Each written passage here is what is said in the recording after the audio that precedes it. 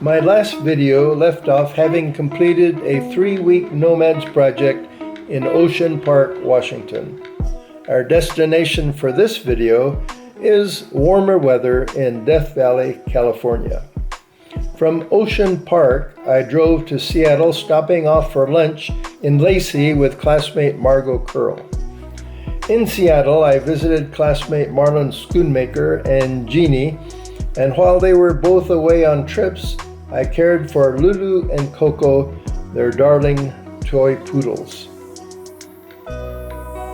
On my journey south in Vancouver, Washington, I spent a couple of days with Norm and Sandy Brinteson, who I'd only recently met as they were a part of the NOMADS team at Ocean Park.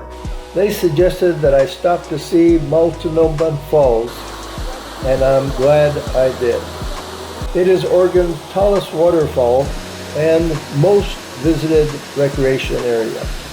The waterfall is 620 feet, the height of a 45-story building. It is located on the Columbus River Gorge, where Lewis and Clark and their team finally ended their long journey west, having reached the Pacific Ocean. That first afternoon, Norm, Sandy, and I cooked and enjoyed a chicken biryani dinner.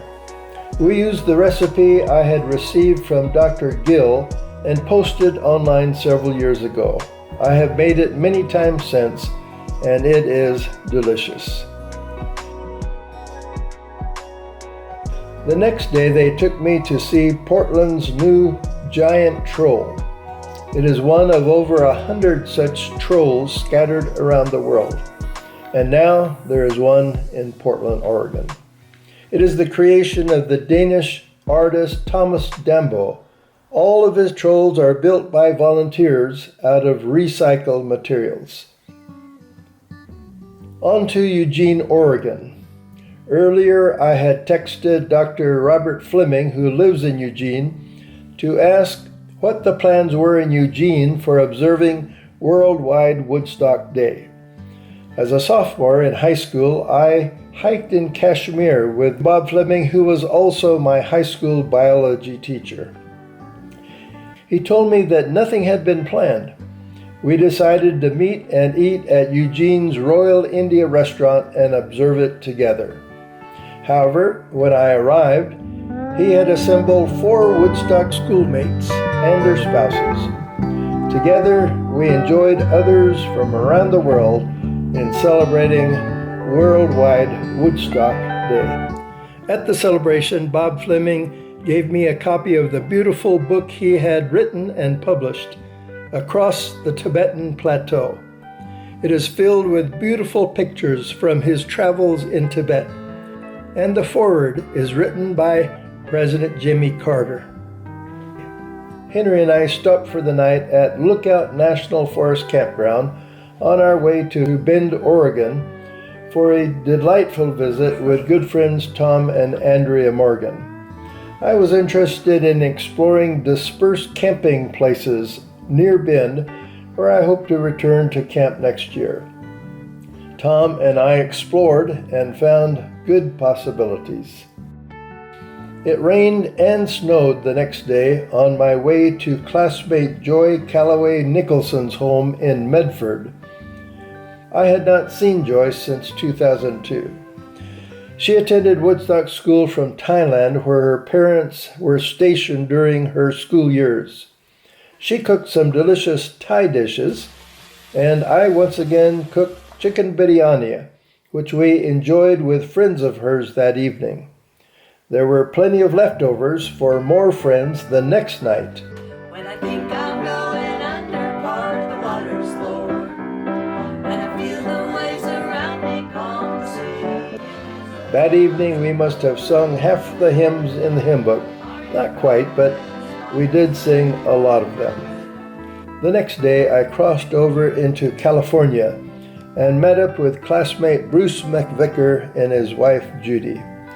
Bruce and I had not seen each other since high school. It was a joy to meet again after so many years and catch up on each other's lives. I ate my first delicious persimmon, and Judy packed some up to send with me on the road. My brother Bill left India in 1967 and made his home in Modesto, California. We lost him 5 years ago. The same month I lost Sally. But it's always a joy visiting his wife Lynette and their daughter Valerie in the home that they bought many years ago. Friday night was high school football night, and I made plans to attend. Bill and Lynette's grandson, Logan, was one of the team's star players. A disappointed Logan was wearing a heart monitor that evening and was not able to play, but as team captain, number 54, he did go onto the field for the coin toss. The off-and-on sprinkles that night did not dampen our moods as I watched with my niece Gina and her husband James. It was senior night. After the game, the seniors were recognized along with their parents. Logan's girlfriend, a senior cheerleader, was also recognized. That night, the party at one of the parents' homes went late. What fun! Nearby in Turlock, I enjoyed another visit with my cousin Susan Thomas. Now on to Death Valley. It is always a challenge on the road, getting repairs and servicing for Henry. I had never tried Jiffy Lube for Henry's oil change, but the one in Bakersville fit the bill. Leaving the Central Valley of California, our topology changed dramatically. Through the years, the Kern River cut down through the layers of rock to form the steep sides of the Kern River Canyon, which connects the Central Valley with Death Valley. Once out of the canyon, we saw a lot of Joshua trees.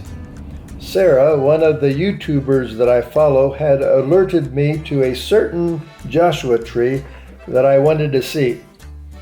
An artist in nearby Ridgecrest had built it out of horseshoes. What an interesting piece of art to find in the middle of nowhere in the desert. There was a metal box at the base of the tree with the artist's name, J.P. Gorman. I decided to see if the box was locked. It was not. Oh, wow, someone had left a beer for a poor thirsty soul to drink. And it was still cold from the desert's night cool air. Others had left money, mints, odds and ends, notes, and even a poem. I put it all back in the box for the next person to peruse. I had to get one last shot with Henry before moving on to Death Valley National Park. The elevation at the park's entrance was 4,000 feet. I knew that I would be camping that night at sea level. There were some serious downhill grades to maneuver. The sea level valley floor could be seen way down below. I had booked 2 nights at the National Park's Furnace Creek Campground. The name of the campground and the name of the Furnace Creek Visitors Lodge made me glad that I was not visiting in the summer. In the Visitors Center, we read that Death Valley is one of the hottest places in the world. Summer daytime temperatures often exceed a blistering 120 degrees, and at night may not fall below 100 degrees. The hottest recorded temperature in Death Valley is 134 degrees. I enjoyed the 20-minute video that starts every hour and half hour. The valley has been the homeland of the Tembesha Shoshone since ancient times. Our people stayed here. Our people maintain our connection to the land, to our home. Because a lot of people ask, well, how come you live down there? You know, it's so hot. It's home.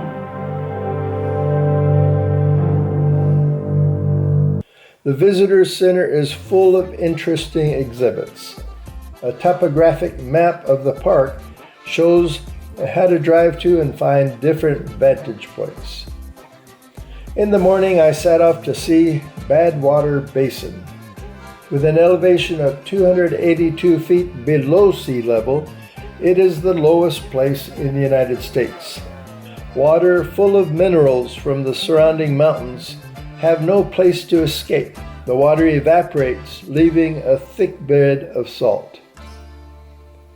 The video I had seen in the visitor center showed just how Death Valley was formed over the course of its history.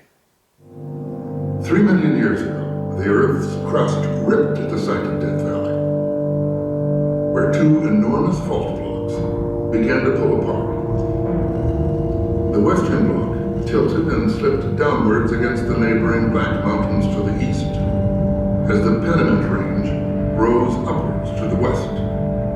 The trough that was created between the ranges slowly filled with sand, gravel, and salts that were washed down every canyon and in by the Amagosa River, creating a flat valley floor. Next, I took the one-way drive through the Artist's Palette. The drive was beautiful, with some fun dips in the road. I wished Emma, my geologist granddaughter, was along with me to explain what I was seeing. The landscape was amazing. The night skies in Death Valley were awesome. Early in the morning, I just had to set up my camera to capture more stars than I could ever see elsewhere. On my way back out of the park the next morning, I climbed to Zabriskie Point. It is named after Christian Zabriskie, a prominent figure in the heyday of the Pacific Coast Borax Company.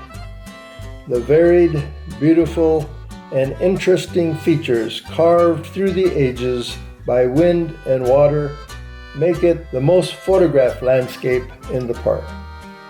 Before leaving Death Valley and crossing over into Nevada, I had one last stop to make.